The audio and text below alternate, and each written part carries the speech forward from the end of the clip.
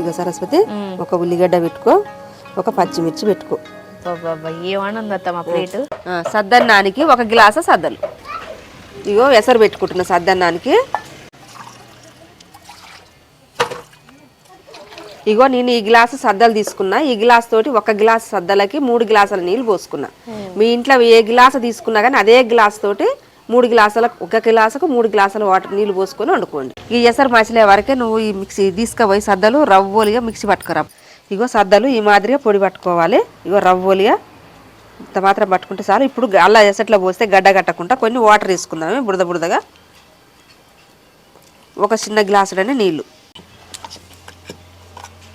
ఇందాక ఎసరు పెట్టుకున్నాం కదా, ఇగో ఎసరు మంచిగా ఈ మాదిరిగా మసులుతుంది. మంచిగా మసులుతుంది చూడు, పొంగులు పొంగులు లోపల నుంచి. అప్పుడు ఇగో ఈ పట్టుకున్న పిండిని ఇలా పోసుకోవాలి రవ్వ. ఇగో అలానే ఉప్పు వేసుకోవాలి, ఒక చిన్న చెంచాడంతా ఉప్పు. ఇది ఎంత టైం పడుతుంది అత్తమ్మా అవ్వడానికి? ఇక ఒక పావు గంట అట్లా పడుతుంది.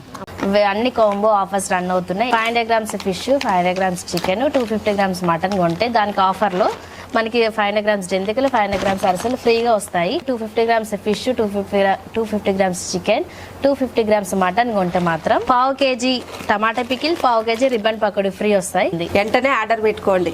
గూగుల్లో చెప్సర్ ఫుడ్స్ అని సెర్చ్ చేయగానే మన వెబ్సైట్ వస్తుంది. అక్కడ అన్ని offers, combo offers and products అన్ని ఉన్నాయి అవైలబుల్ గా. చూద్దాం ఉడికిందేమో. చూడు బాగా ఎంత బాగా ఉడుకుతుందో. ఇగో ఉడికింది తెలవాలంటే ఇగో ఇట్లా చూడు, నూక లేకుండా మంచిగా మెత్తగా ఉడికింది. ఇప్పుడు మనం అన్నం దింపుకుందాము, పక్కకు పెట్టుకుందాం, చల్లారుతుంది. ఈ లోపల మజ్జిగ గిట్లా అన్ని రెడీ చేసుకుందాం. ఇక సద్దన్నం చల్లారింది, కొద్దిగా గోరువెచ్చగా ఉంది. 1 కప్పు పెరుగుని మంచిగా చిలకొట్టుకొని ఇళ్ళనే పోసి కలిపి పెట్టుకోవాలి. 1 చిన్న కప్పు పెరుగు, 1 చిన్న గ్లాసుడు పాలు. పాలు ఎందుకు పోస్తున్నాం అంటే పెరుగు పోసినాక పాలు పోసుకుంటే చప్పగా ఉండటానికి, మరి పుల్లగా కాకుండా. అట్లా పుల్లగా ఉండదు, అట్లా చప్పగా ఉండదు.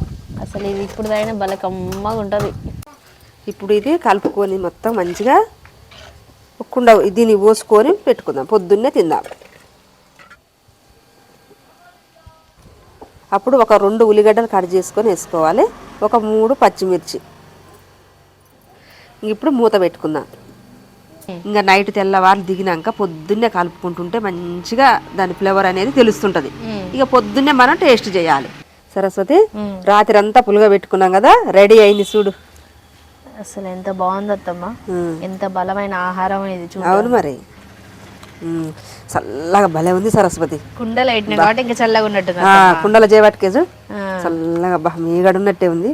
ఎన్నాటి పాత వంట తినిపిస్తే సరస్వతి నాకు అసలు ఎట్లా ఉందో చెప్పాలి. చాలా వంట ఇది.